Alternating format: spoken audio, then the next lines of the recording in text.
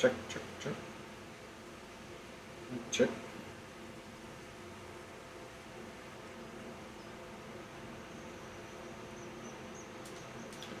Hello, hello, hello.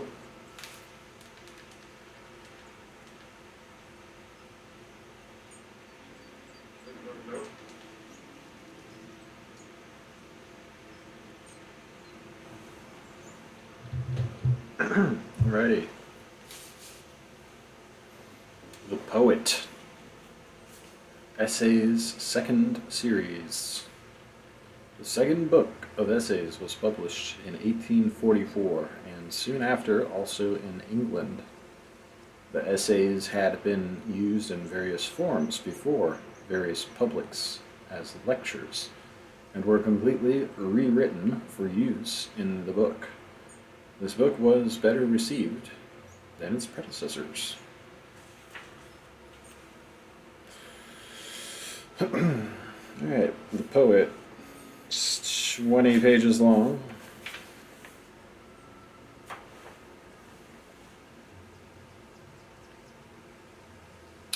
A little longer session here. A moody child, the poet, a moody child and wildly wise, pursued the game with joyful eyes, which chose, like meteors, their way, and arrived the dark with private ray. They overleapt the horizon's edge, searched with Apollo's privilege. Through man and woman and sea and star, saw the dance of nature forward far. Through worlds and races and terms and times, saw musical order and pairing rhymes. Olympian bards who sung divine ideas below, which always find us young and always keep us so. Those who are esteemed umpires of taste are often persons who have acquired some knowledge of admired pictures or sculptures and have an inclination for whatever is elegant. But if you inquire whether they are beautiful souls and whether their own acts are like fair pictures, you learn that they are selfish and sensual. Their cultivation is local, as if you should rub a log of dry wood in one spot to produce fire, all the rest remaining cold. Their knowledge of the fine arts is some study of rules and particulars, or some limited judgment of color or form, which is exercised for amusement or for show.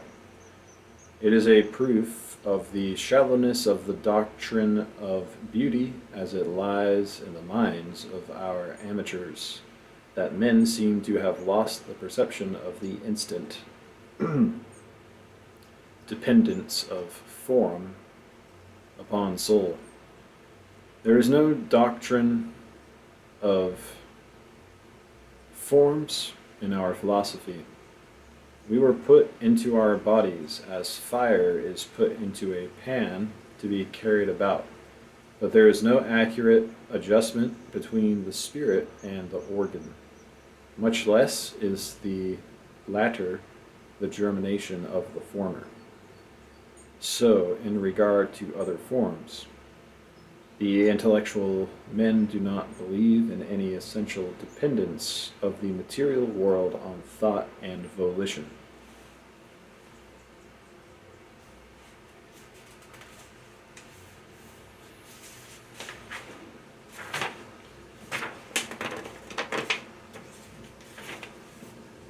Theologians think it a pretty air castle to talk of the spiritual meaning of a ship or a cloud, of a city or a contract, but they prefer to come again to the solid ground of historical evidence, and even the poets are contented with a civil and conformed manner of living, and to write poems from the fancy at a safe distance from their own experience. But the highest minds of the world have never ceased to explore the double meaning, or shall I say the quadruple, or the centuple, or much more manifold meaning of every sensuous fact. Orpheus, Empedocles, Heraclitus, Plato, Plutarch, Dante, Swedenborg, and the masters of sculpture, picture, and poetry.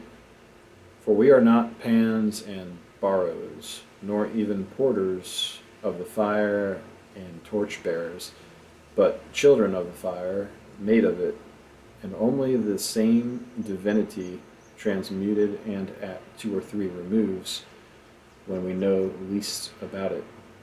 And this hidden truth, that the fountains whence all this river of time and its creatures floweth are intrinsically ideal and beautiful, draws us to the consideration of the nature and functions of the poet, or the man of beauty, to the means and materials he uses, and to the general aspect of the art in the present time.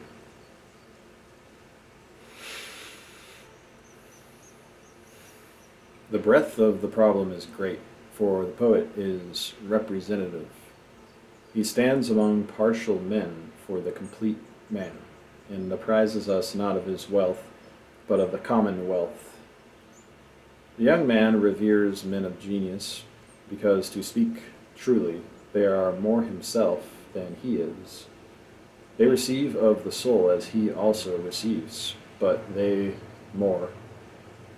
Nature enhances her beauty to the eye of loving men, from their belief that the poet is beholding her shows at the same time. He is isolated among his contemporaries by truth and by his art, but with this consolation in his pursuits, that they will draw all men, but with this consolation in his pursuits, that they will draw all men sooner or later. For all men live by truth and stand in need of expression. In love, in art, in avarice, in politics, in labor, in games, we study to utter our painful secret. The man is only half himself, the other half is his expression. Notwithstanding this necessity to be published, adequate expression is rare. I know not how it is that we need an interpreter, but the great majority of men seem to be minors, who have not yet come into possession of their own, or mutes, who cannot report the conversation they have had with nature.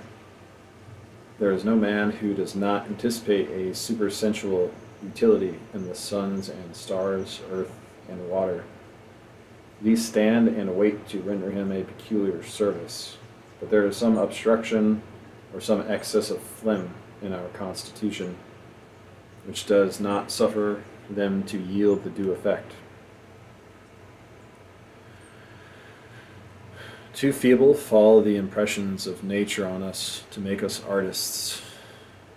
Every touch should thrill, every man should be so much an artist that he could report in conversation what had befallen him.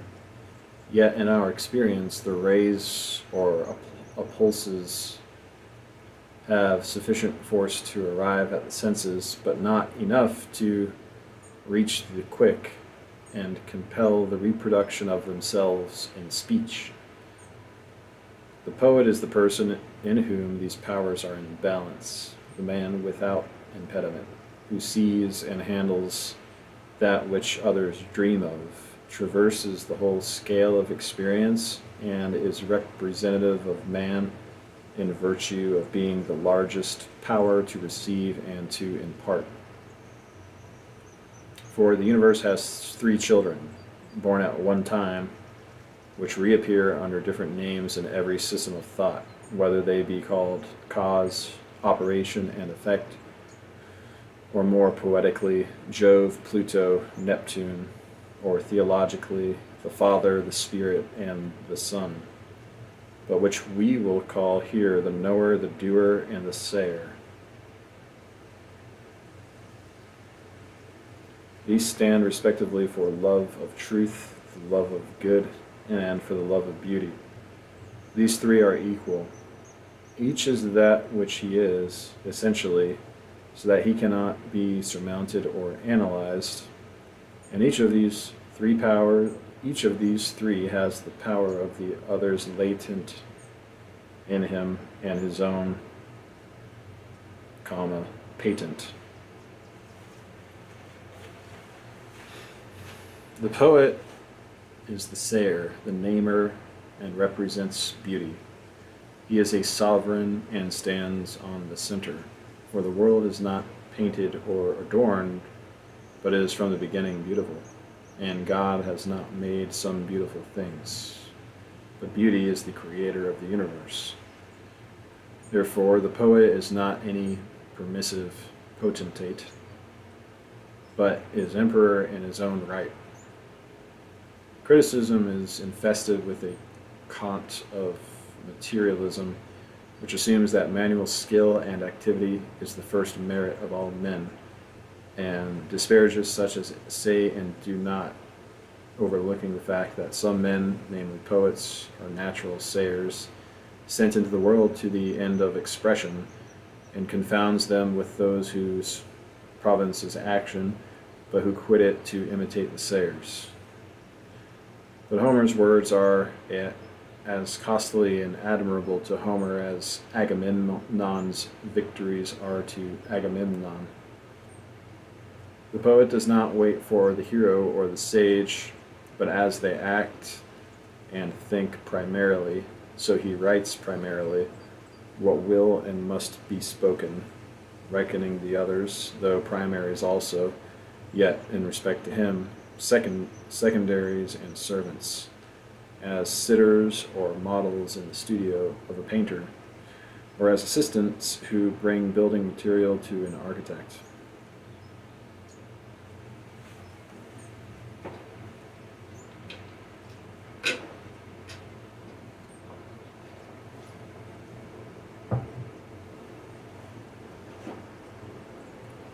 For poetry was all written before time was, and whenever we are so finely organized that we can penetrate into that region where the air is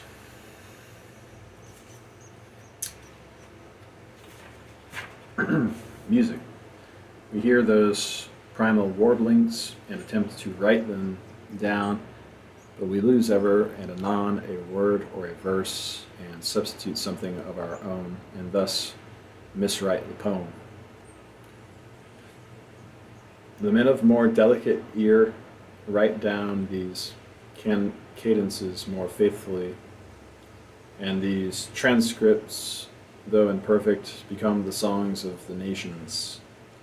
For nature is as truly beautiful as it is good, or as it is reasonable, and must as much appear as it must be done or be known. Words and deeds are quite indifferent modes of the divine energy. Words are also actions, and actions are a kind of words. The sign and credentials of the poet are that he announces that which no man foretold. He is the true and only doctor. He knows and tells. He is the only teller of news, for he was present and privy to the appearance which he describes. He is a beholder of ideas and an utterer of the necessary and casual. For we do not speak now of men of poetical talents or of industry and skill in meter, but of the true poet. I took part in a conversation the other day concerning a recent writer of lyrics, a man of subtle mind, whose head appeared to be a music box of delicate tunes and rhythms, in whose skill and command of language we could not sufficiently praise. But when the question arose whether he was not only a lyrist but a poet, we were obliged to confess that he is plainly a contemporary, not an eternal man. He does not stand out of our low limitations like a Chimborazo under the line, running up from a torrid base through all the climates of the globe, but with belts of the herbage of every latitude on its high and mottled sides. But this genius is the landscape garden of a modern house, adorned with fountains and statues, with well-bred men and women standing and sitting in the walks and terraces. We hear through all the varied music the ground tone of conventional life. Our poets are men of talents who sing and not the children of music. The argument is secondary. The finish of the verses is primary. For it is not meters, but a meter-making argument that makes a poem. A thought so passionate and alive that, like the spirit of a plant or an animal, it has an architecture of its own and adorns nature with a new thing. The thought and form are equal in the order of time, but in the order of time, but in the order of genesis, the thought is prior to the form. The poet has a new thought. He has a whole new experience to unfold. He will tell us how it was with him, and all men will be the richer in his fortune. For the experience of each new age requires a new confession, and the world seems always waiting for its poet. I remember when I was young how much I was moved one morning by tidings that genius had appeared in a youth who sat near me at table. He had left his work and gone rambling, none knew whither, and had written hundreds of lines, but could not tell whether that which was in him was therein told. He could tell nothing but that all was changed, man, beast, heaven, earth, and sea. How gladly we listened, how credulous. Society seemed to be compromised. We sat in the aura of a sunrise which was to put out all the stars. Boston seemed to be at twice the distance it had the night before, or was much farther than that. Rome? What was Rome? Plutarch and Shakespeare were in the yellow leaf, and Homer was no more. Homer no more should be heard of. It is much to know that poetry has been written this very day, under this very roof, by your side. What? That wonderful spirit has not expired. These stony mountains are still sparkling and animated. I had fancied that the oracles were all silent, and nature had spent her fires, and behold, all night from every pore, these fine auroras have been streaming. Everyone has some interest in the advent of the poet, and no one knows how much it may concern him. We know that the secret of the world is profound, but who or what shall be our interpreter, we know not. A mountain ramble, a new style of face, a new person, may put the key into our hands. Of course, the value of genius to us is in the veracity of its report. Talent may frolic and juggle, genius realizes and adds. Mankind in good earnest have availed so far in understanding themselves and their work that the foremost watchman on the peak announces his news. It is the truest word ever spoken, and the phrase will be the fittest, most musical, and the unerring voice of the world for that time. All that we call his sacred history attests that the birth of a poet is the principal event in chronology. Man, never so often deceived, still watches for the arrival of a brother who can hold him steady to a truth until he has made it his own. With what joy I begin to read a poem which I confide in as an aspiration. And now my chains are to be broken. I shall mount above these clouds and opaque airs in which I live, opaque though they seem transparent. And from the heaven of truth I shall see and comprehend my relations. That will reconcile me to life and renovate nature, to see trifles animated by tendency, and to know what I am doing.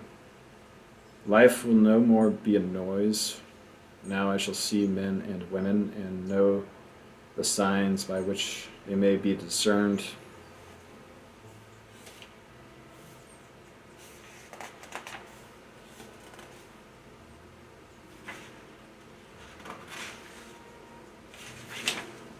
From fools and Satans. This day shall be better than my birthday. Then I became an animal. Now I am invited into the science of the real. Such is the hope, but the fruition is postponed. Oftener it falls that this winged man who will carry me into heaven whirls me into mists, and then leaps and frisks about with me as it were from cloud to cloud, still affirming that he is bound heavenward. And I, being myself a novice, am slow in perceiving that he does not know the way into the heavens, and is merely bent that I should admire his skill to rise like a fowl or a flying fish a little way from the ground or the water. But the all-piercing, all-feeding, and ocular air of heaven that man shall never inhabit. I tumble down again soon into my old nooks and lead the life of exaggerations as before, and have lost my faith in the possibility of any guide who can lead me thither where I would be. But leaving these victims of vanity, let us with new hope observe how nature by worthier impulses has ensured the poet's fidelity to his office of announcement and affirming, namely by the beauty of things, which becomes a new and higher beauty when expressed. Nature offers all her creatures to him as a picture language. Being used as a type, a second wonderful value appears in the object, far better than its old value, as the carpenter's stretched cord. If you hold your ear close enough, is musical in the breeze. Things more excellent than every image, says Jambaclus, are expressed through images. Things admit of being used as symbols because nature is a symbol in the whole and in every part. Every line we can draw in the sand has expression, and there is no body without its spirit or genius. All form is an effect of character, all condition of the quality of life, all harmony of health. And for this reason, a perception of beauty should be sympathetic or proper only to the good. The beautiful rests on the foundations of the necessary. The soul makes the body, as the wise Spencer teaches. So every spirit, as it is more pure, and hath in it the more of heavenly light, so it the fair body doth procure to habit in, and it more fairly dight, with cheerful grace and amiable sight. For of the soul the body form doth take, for soul is form, and doth the body make. Here we find ourselves suddenly not in a critical speculation, but in a holy place, and should go very warily and reverently. We stand before the secret of the world, and there where being passes into appearance and unity into variety. The universe is the externalization of the soul. Wherever the life is, that bursts into appearance around it. Our science is sensual and therefore superficial. The earth and the heavenly bodies, physics and chemistry, we sensually treat as if they were self-existent, but these are the retinue of that being we have. The mighty heaven, said Proclus, exhibits in its transfigurations clear images of the splendor of intellectual perceptions being moved in conjunction with the unapparent periods of intellectual natures. Therefore, science always goes abreast with the just elevation of the man, keeping step with religion and metaphysics, or the state of science and an index of our self-knowledge. Since everything in nature answers to a moral power, if any phenomenon remains brute and dark, it is because the corresponding faculty in the observer is not yet active. No wonder, then, if these waters be so deep, that we hover over them with a religious regard. The beauty of the fable proves the importance of the sense to the poet and to all others, or if you please, every man is so far a poet as to be susceptible of these enchantments of nature. For all men have the thoughts whereof the universe is the celebration. I find that the fascination resides in the symbol. Who loves nature? Who does not? It is only poets and men of leisure and cultivation who live with her. No, but also hunters, farmers, grooms, and butchers, though they express their affection in their choice of life and not in their choice of words. The writer wonders what the coachman or the hunter values in riding, in horses and dogs. It is not superficial qualities. When you talk with him, he holds these at as slight a rate as you. His worship is sympathetic. He has no definitions, but he is commanded in nature by the living power which he feels to be there present. No imitation or playing of these things would content him. He loves the earnest of the north wind, of rain, of stone and wood and iron. A beauty not explicable is dearer than a beauty which we can see to the end of. It is nature the symbol, nature certifying the supernatural body overflowed by life which he worships with coarse but sincere rites.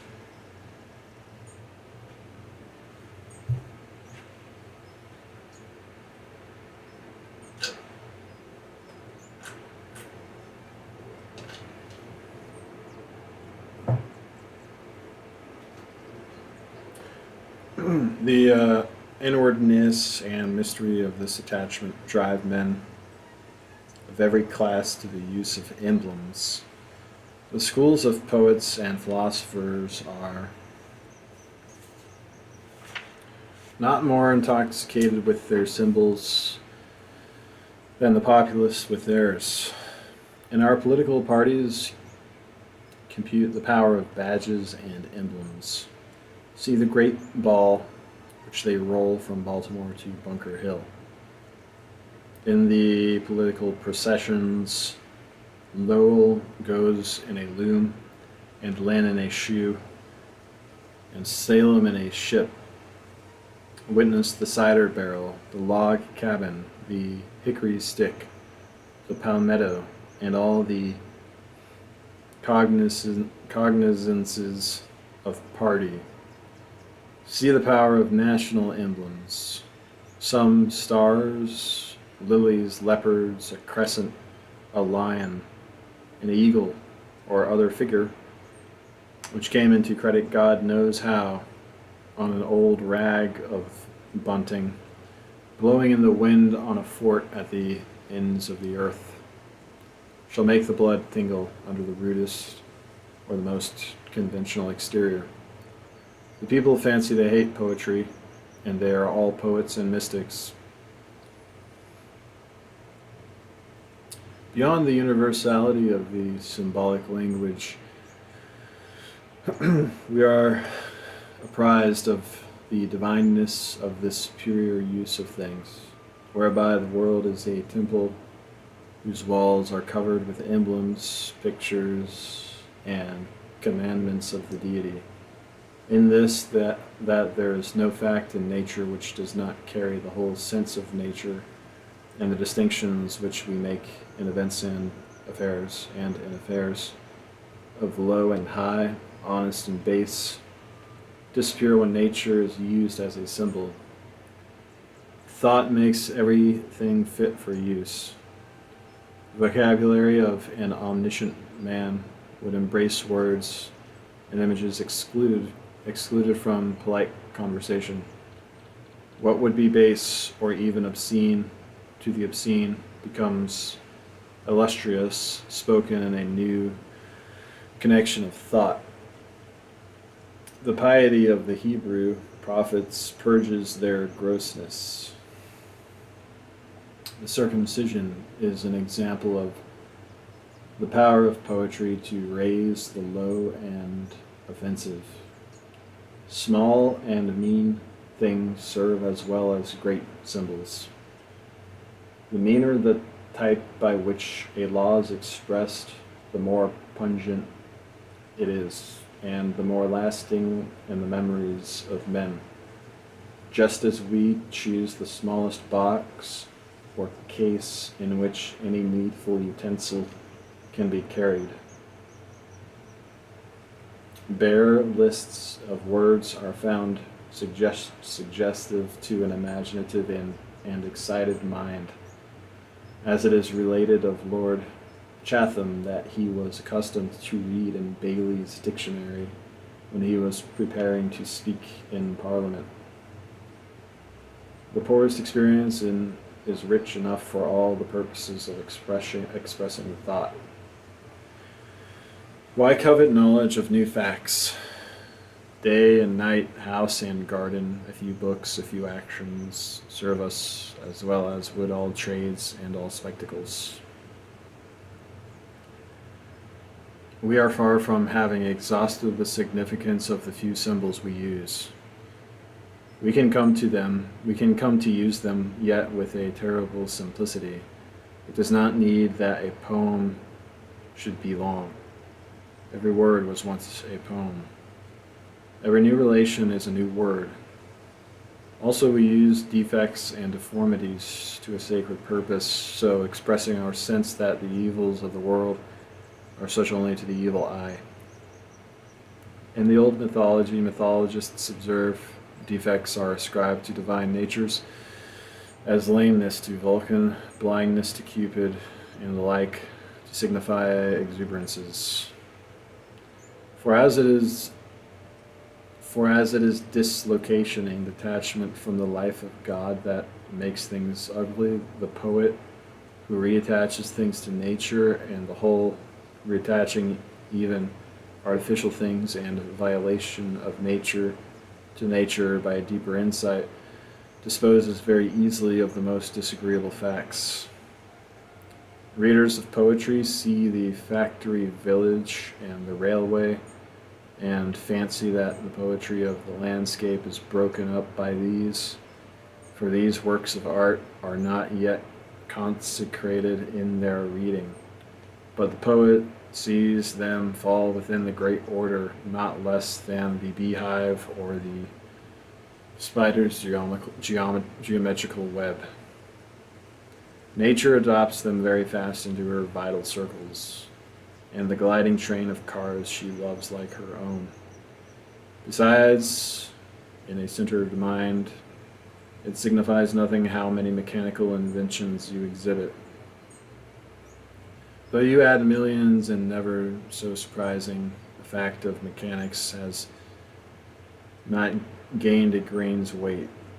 The spiritual fact remains unalterable by many or by few particulars, as no mountain is of any appreciable height to break the curve of the sphere. A shrewd country boy goes to the city for the first time, and the complacent citizen is not satisfied with his little wonder. It is not that he does not see all the fine houses and know that he never saw such before, but he disposes of them as easily as the poet finds place for the railway. The chief value of the new fact is to enhance the great and constant fact of life, which can dwarf any and every circumstance, and to which the belt of wampum and the commerce of America are alike. The world being thus put under the mind for verb and noun, the poet is he who can articulate it. For though life is great and fascinates and absorbs, and though all men are intelligent of the symbols through which it is named, yet they cannot originally use them. We are symbols and inhabit symbols. Workmen, work, and tools, words and things, birth and death, all are emblems. But we sympathize with the symbols, and being infatuated with the economical uses of things, we do not know that they are thoughts. The poet, by an ulterior intellectual perception, gives them a power which makes their old use forgotten, and puts eyes and a tongue in every dumb and inanimate object. He perceives the independence of the thought of the symbol, the stability of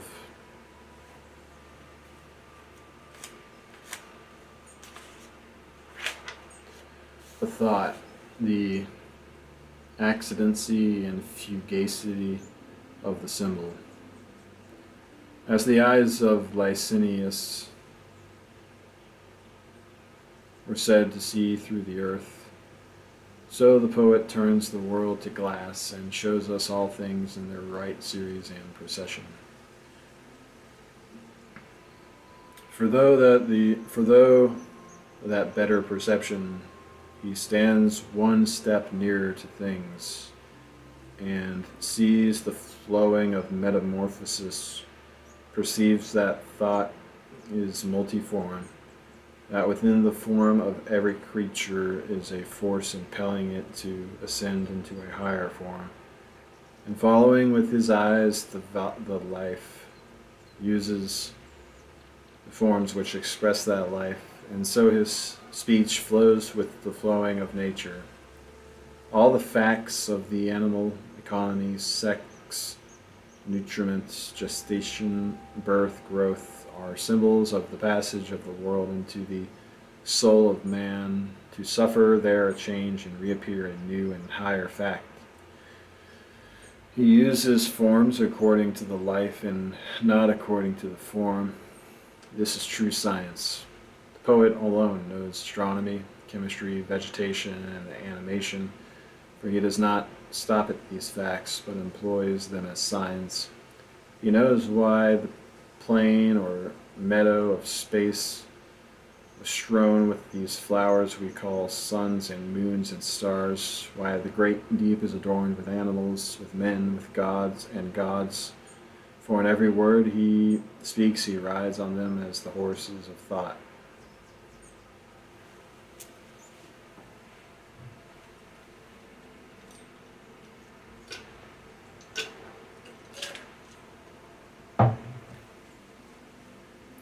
By virtue of the science, the poet is the namer or language maker, naming things sometimes after their appearance, sometimes after their essence, and giving to everyone its own name and not another's, thereby rejoicing the intellect, which delights in detachments or boundary. The poets made all the words, and therefore language is the archives of history, and if we must say it, a sort of tomb of the muses. For though the origin of most of our words is forgotten, each word was at first a stroke of genius and obtained currency because for the moment it symbolized the world to the first speaker and to the hearer. The etymologist finds the deadest word to have been once a brilliant picture. Language is fossil poetry.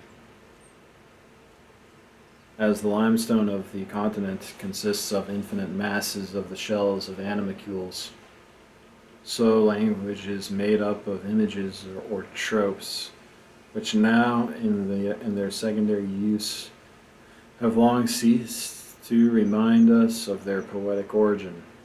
But the poet names the thing because he sees it, or comes one step nearer to it than any other. This expression or naming is not art, but a second virtue, but a second nature, grown out of the first, as a leaf out of a tree. What we call nature is a certain regulated motion or change. And nature does all things by her own hands, and does not leave another to baptize her, but baptizes herself, and this through the metamorphosis again.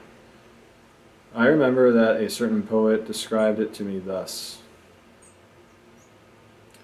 genius is the activity which repairs the decays of things, whether wholly or partly of a material and finite kind.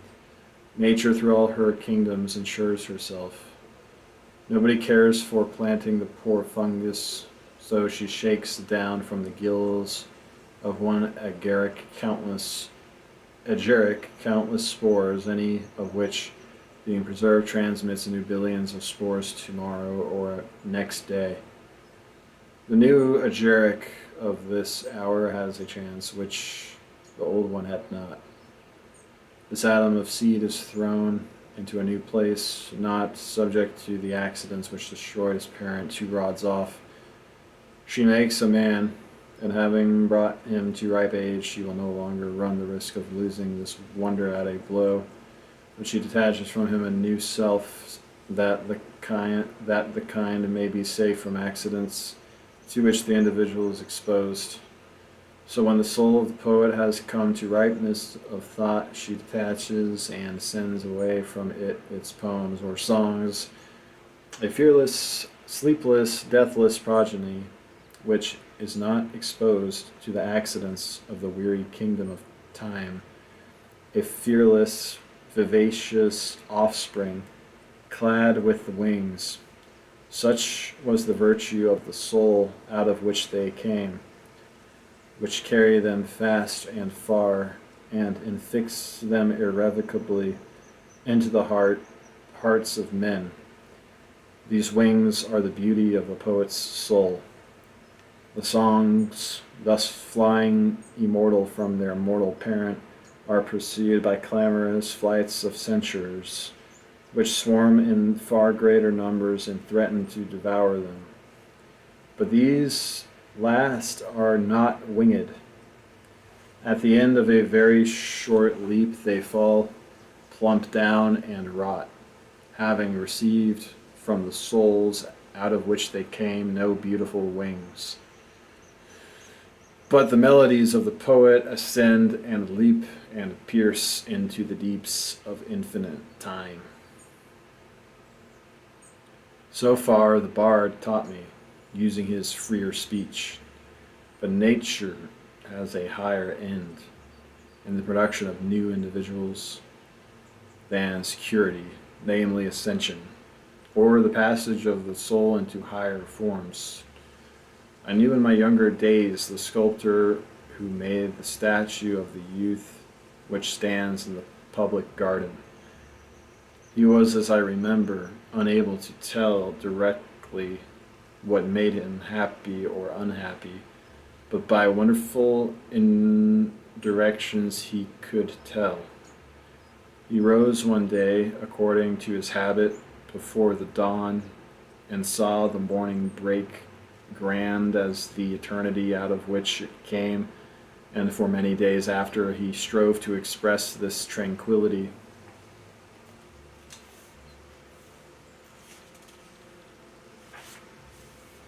And lo, his chisel had fashioned out of marble the form of a beautiful youth, phosphorus, whose aspect is such that it is said all persons who look on it become silent. The poet also resigns himself to his mood, and that thought which agitated him is expressed, but alter idem, in a manner totally new. The expression is organic, or the new type which things themselves take when liberated. As in the sun, objects paint their images on the retina of the eye, so they, sharing the aspiration of the whole universe, tend to point a far more delicate copy of their essence in his mind. Like the metamorphosis of things into higher organic forms is their change into melodies. Over everything stands its daemon or soul, and as the form of the thing is reflected by the eye, so the soul of the thing is reflected by a melody. The sea, the mountain ridge, Niagara, and every flower bed pre-exists or superexists in precantations which sail like odors to the air, and when any man goes by with an ear sufficiently fine, he overhears them and endeavors to write down the notes without diluting or depraving them. And herein is the legitimation of criticism in the mind's faith that the poems are a corrupt version of some texts in nature with which they ought to be made to tally. A rhyme in one of our sonnets should not be less pleasing than the iterated nodes of a seashell, or the resembling difference of a group of flowers. The pairing of the birds is an idyll, not tedious, as our idyls are. A tempest is a rough ode, without falsehood or rant. A summer, with its harvest sown, reaped and stored, is an epic song, subordinating how many admirable executed parts. Why should not the symmetry and truth that modulate these glide into our spirits, and we participate in the invention of nature? This insight, which expresses itself by what is called imagination, is a very high sort of seeing, which does not come by study, but by the intellect being aware and what it sees.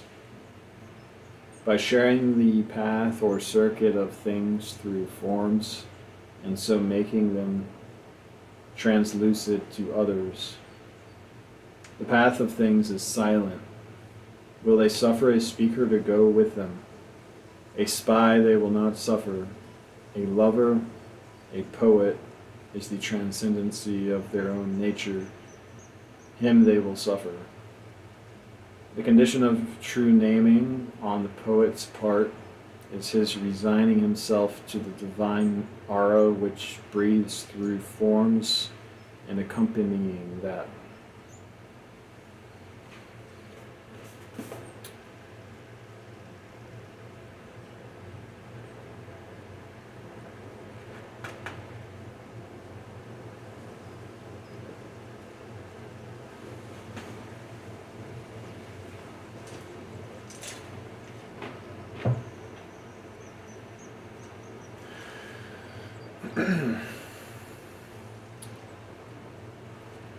It is a secret which every intellectual man quickly learns, that beyond the energy of his possessed and conscious intellect he is capable of a new energy, as of an intellect doubled on itself by abandonment to the nature of things, that beside his privacy of power as an individual man, there is a great public power on which he can draw by unlocking at all risks his human doors and suffering the ethereal tides to roll and circulate through him. Then he is caught up into the life of the universe. His speech is thunder, his thought is law, and his words are universally intelligible as the plants and animals.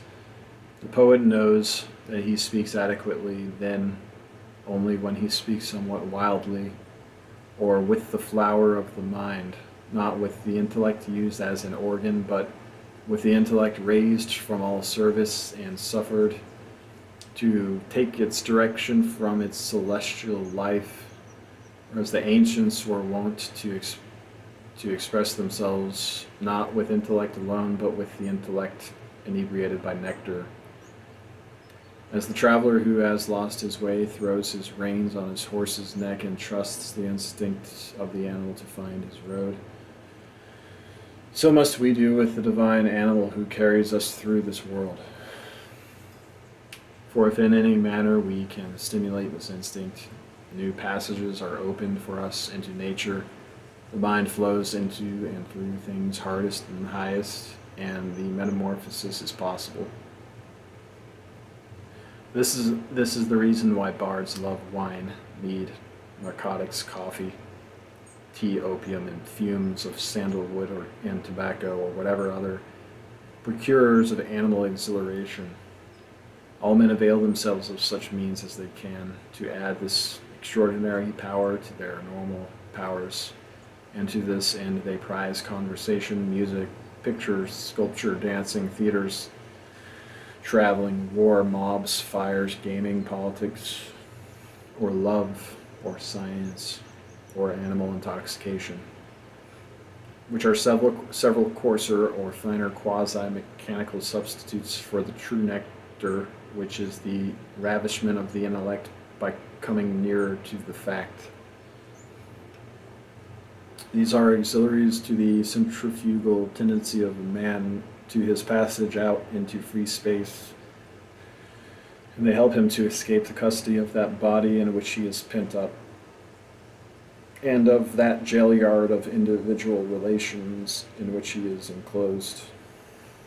Hence a great number of such as were professionally expressors of beauty as painters, poets, musicians, and actors have been more than others wont to lead a life of pleasure and indulgence. All but the few receive the true nectar, and as it was a spurious mode of attaining freedom, as it was an emancipation not into the heavens but into the freedom of baser places, they were punished for that advantage they won by dissipation and deterioration. But never can any advantage be taken of nature by a trick. The spirit of the world, the great calm presence of the Creator, comes not forth to the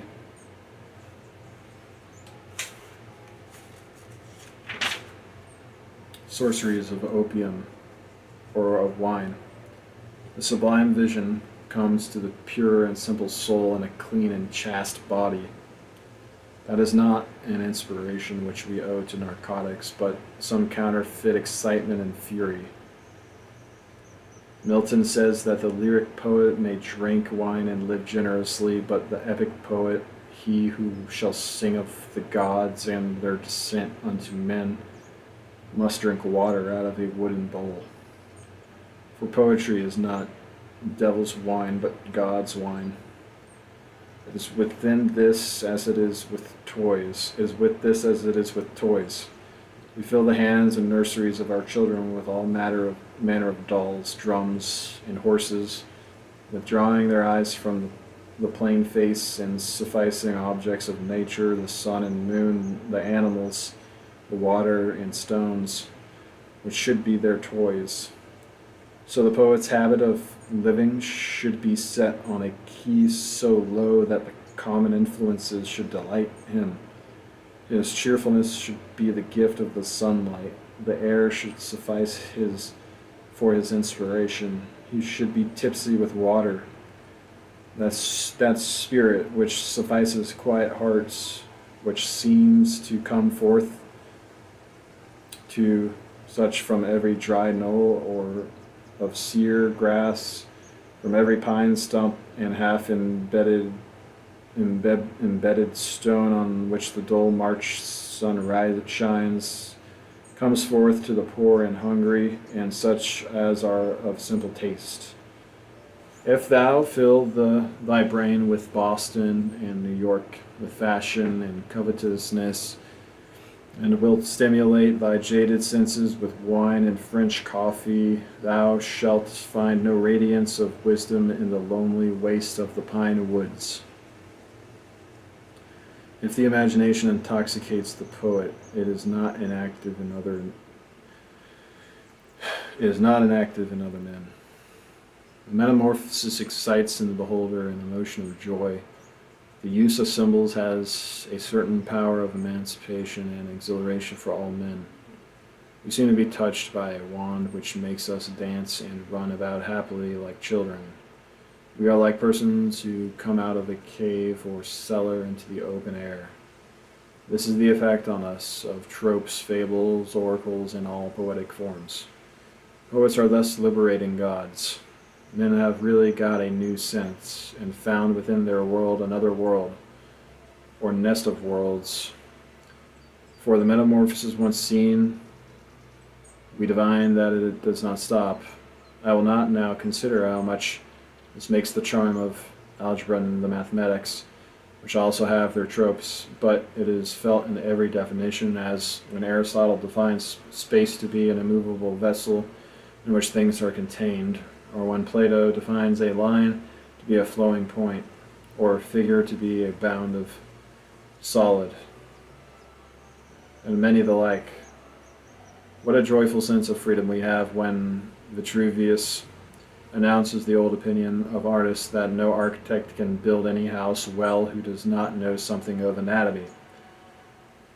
When Socrates in Charmides tells us that the soul is cured of its maladies by certain incantations, and that these incantations are beautiful reasons from which temperance is generated in souls, when Plato calls the world an animal, and Timaeus affirms that the plants also are animals, or affirms a man to be a heavenly tree growing with his root, which is his head, upward. And as George Chapman, following him, writes, so in our tree of man, whose nervy root springs in his top. When Orpheus speaks of hoariness as sentence to repeat.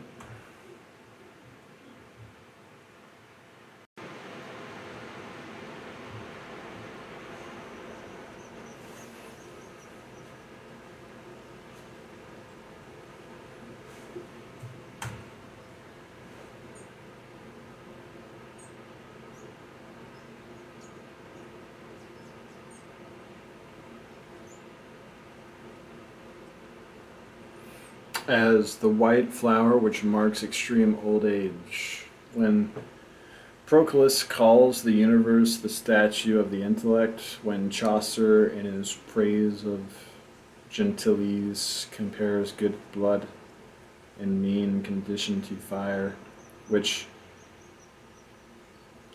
though carried to the darkest house betwixt this and the mount of Caucasus, will yet hold its natural office and burn as bright as if 20,000 men did it behold. When John saw in the apocalypse the ruin of the world through evil, and the stars fall from heaven as the fig tree casteth her untimely fruit. When Aesop reports the whole catalogue of common daily relations through the masquerade of birds and beasts, we take the cheerful hints of the immortality of our essence and its versatile habit and escapes, as when the gypsies say of themselves, it is vain to hang them, they cannot die. The poets are thus liberating gods. The ancient British bards had for the title of their order those who are free throughout the world. They are free, and they make free. An imaginative book renders us much more service at first by stimulating us through its tropes, then afterward when we arrive at the precise sense of the author. I think nothing is of any value in books excepting the transcendental and extraordinary.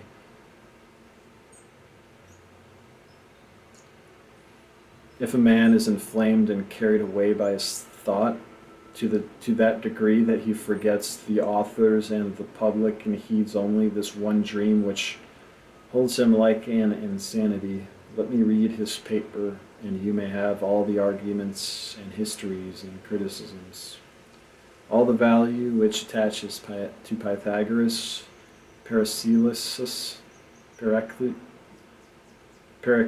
Paracelsus, Cornelius Agrippa, Cardan, Kepler, Swedenborg, Schelling, Oken, or any other who introduces questionable facts into his cosmology as angels, devils, magic, astrology, palmistry, mesmerism, and so on. It's the certificate we have of departure from routine, and that there is a new witness. That also is the best success in conversation, the magic of liberty, which puts the world like a ball in our hands. How cheap even the liberty then seems, how mean to study when an emotion communicates to the intellect the power to sap and upheave nature, how great the perspective. Nations, times, systems enter and disappear like threads in tapestry of large figure and many colors. Dream delivers us to dream, and while the drunkenness lasts, we will sell our bed, our philosophy, our religion in our opulence. There is good reason why we should prize this liberation. The fate of the poor shepherd who, blinded and lost in the snowstorm, perishes in a drift within a few feet of his cottage door, is an emblem of the state of man. On the brink of the waters of life and truth, we are miserably dying. The inaccessibleness of every thought but that we are in is wonderful. What if you come near to it? You are as remote when you are nearest as when you are farthest. Every thought is also a prison. Every heaven is also a prison. Therefore we love the poet, the inventor, who in any form, whether in an ode or in an action or in looks and behavior, has yielded us a new thought. He unlocks our chains and admits us to a new scene.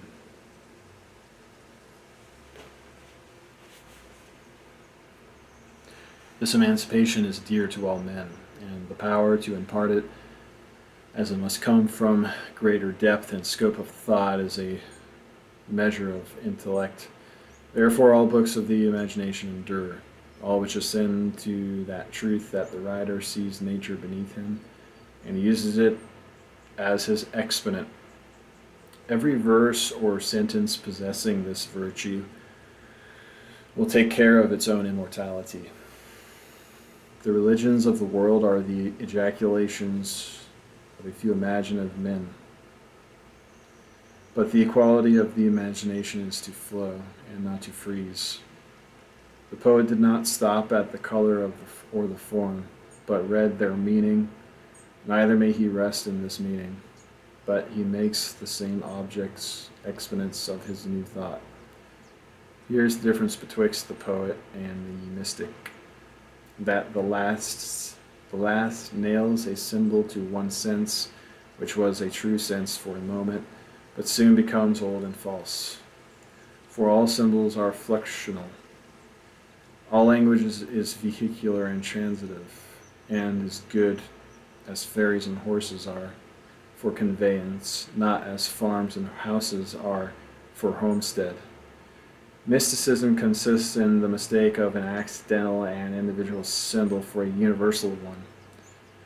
The morning redness happens to be the favorite meteor to the eyes of Jacob Bayman, and comes to stand to him for truth and faith, and he believes should stand for the same realities to every reader. But the first reader prefers as naturally the symbol of a mother and child, or a gardener in his bulb, or a jeweler polishing a gem. Either of these, or of a myriad more, are equally good to the person to whom they are significant. Only they must be hailed lightly, and be very willingly translated into the equivalent terms which others use. And the mystic must be steadily told, all that you say is just as true without the tedious use of that symbol as with it. Let us have a little algebra instead of this trite rhetoric, universal signs instead of these village symbols, and we shall both be gainers.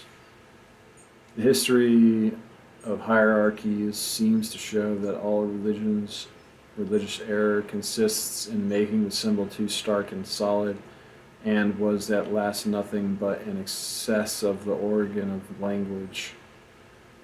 Swedenborg, of all men in the recent ages, stands eminently for the translator of nature into thought. I do not know the man in history to whom things stood so uniformly for words. Before him the metamorphosis continually plays. Everything on which his eye rests obeys the impulses of moral nature. The figs become grapes whilst he eats them. When some of his angels affirmed the truth, the laurel twig which they held blossomed in their hands. The noise which at a distance appeared like gnashing and thumping, on coming near was found to be the voice of disputants. The men in one of his visions, seen in heavenly light, appeared like dragons and seemed in darkness. But to each other they appeared as men, and when the light from heaven shone into their cabin, they complained of the darkness, and were compelled to shut the window that they might see. There is this perception in him which makes the poet or seer an object of awe and terror, namely, that the same man or society of men may wear one aspect to themselves and their companions, and a different aspect to higher intelligences. Certain priests, whom he describes as conversing very learnedly together, appeared to the children who were at some distance like dead horses, and many the like appearances, and many the like misappearances. And instantly the mind inquires whether these fishes under the bridge, yonder oxen in the pasture, those dogs in the yard are immutably fishes, oxen and dogs, or only so appear to me, and perchance to themselves appear upright men, and whether I appear as a man to all eyes. The Brahmins and Pythagoras propounded the same question, and if any poet has witnessed the transformation he doubtless finds in harmony with various experiences.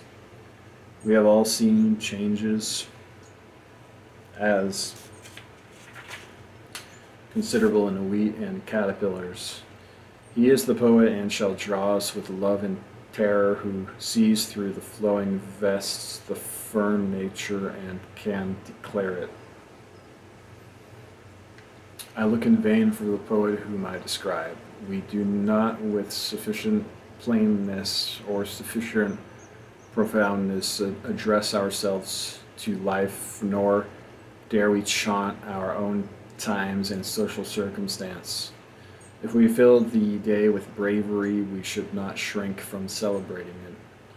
Time and nature yield us many gifts, but not yet the timely man, the new religion, the reconciler, whom all things await. Dante's praise is that he dared to write his autobiography in colossal cipher or into universality. We have yet had no genius in America with Tyrannus I, which knew the value of our incalculable materials and saw in the barbarism and materialism of the times another carnival of the same gods whose picture he so much admires in Homer. Then in the Middle Age, then in Calvinism, banks and tariffs, the newspaper and caucus, Methodism and Unitarianism are flat and dull to dull people, but rest on the same foundations of wonder as the town of Troy and the Temple of Delphi, and are as swiftly passing away. Our log rolling, our stumps and their politics, our fisheries, our Negroes and Indians, our boats and our repudiations, the wrath of rogues, and the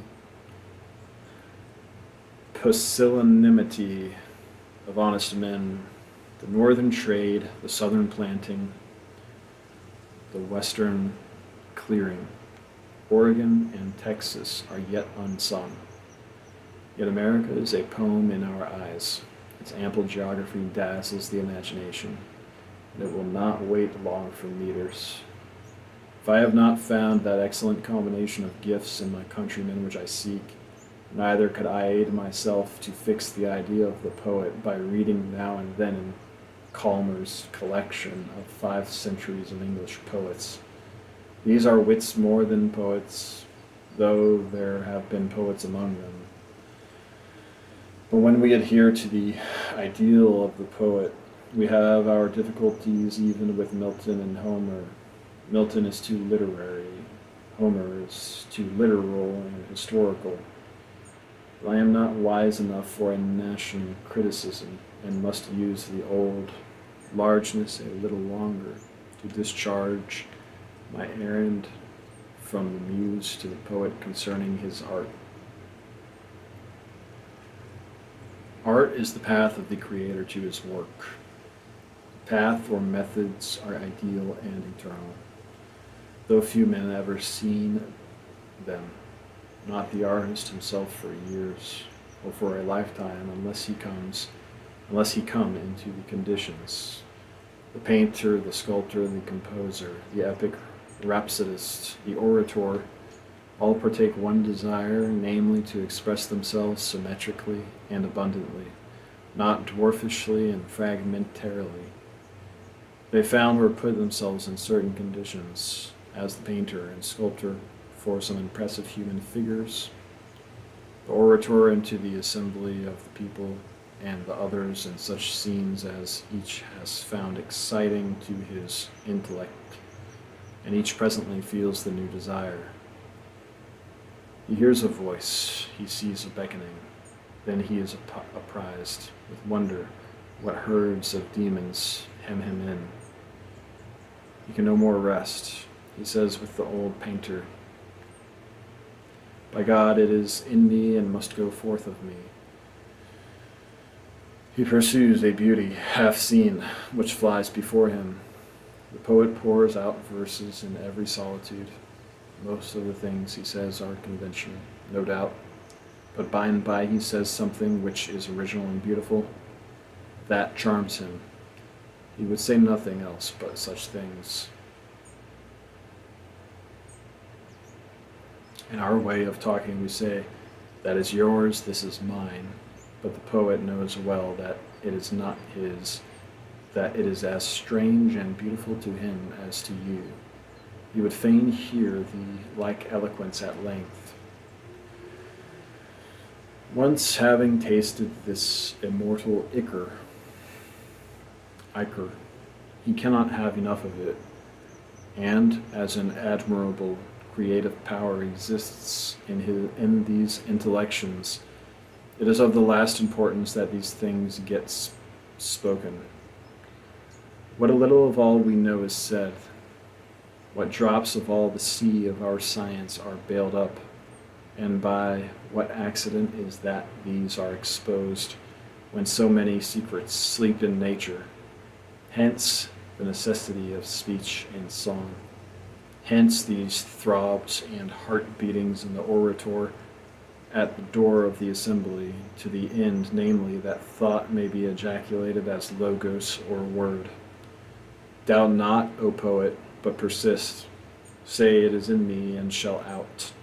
Stand there, balked and dumb, stuttering and stammering, hissed and hooted, stand and strive, until at last rage, draw out of thee that dream power which every night shows thee is thine own, a power transcending all limit in privacy, and by virtue of which a man is the conductor of the whole river of electricity.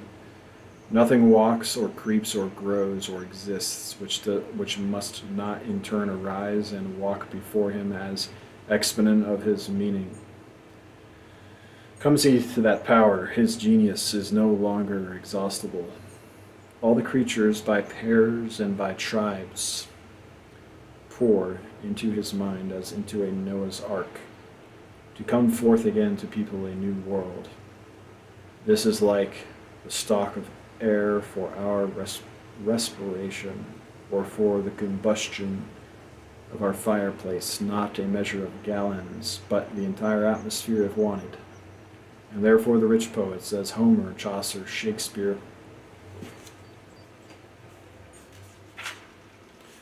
and Raphael, have obviously no limits to their work except the limits of their lifetime, and resemble a mirror carried through the street, ready to render an image of every created thing.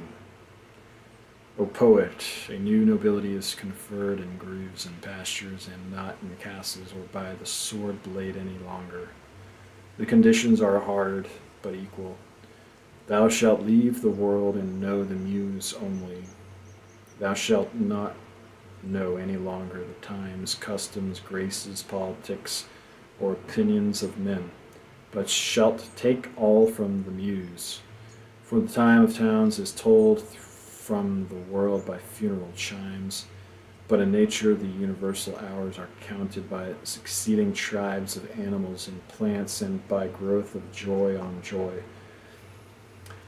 God's will also that thou abdicate a manifold and duplex life. God wills also that thou abdicate a manifold and duplex life, and that thou be content that others speak for thee. Others shall be thy gentlemen, and shall represent all courtesy and worldly life for thee. Others shall do the great and resounding actions also. Thou shalt lie close hid with nature, and canst not be afforded to the capital or the exchange. The world is full of renunciations and apprenticeships, and this is thine. Thou must pass for a fool and a churl for a long season. This is the screen and sheath in which Pan has protected his well-beloved flower, and thou shalt be known only to thine own, and they shall console thee with tenderest love. And thou shalt not be able to rehearse the names of thy friends in thy verse, or for an old shame, before the holy ideal.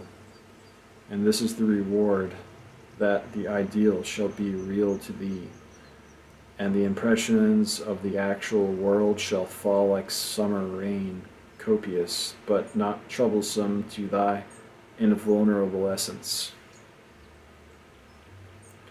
Thou shalt have the whole land for thy park and manor, the sea for thy bath and navigation, without tax, without envy. The woods and the rivers thou shalt own, and thou shalt possess that wherein others are only tenants and boarders.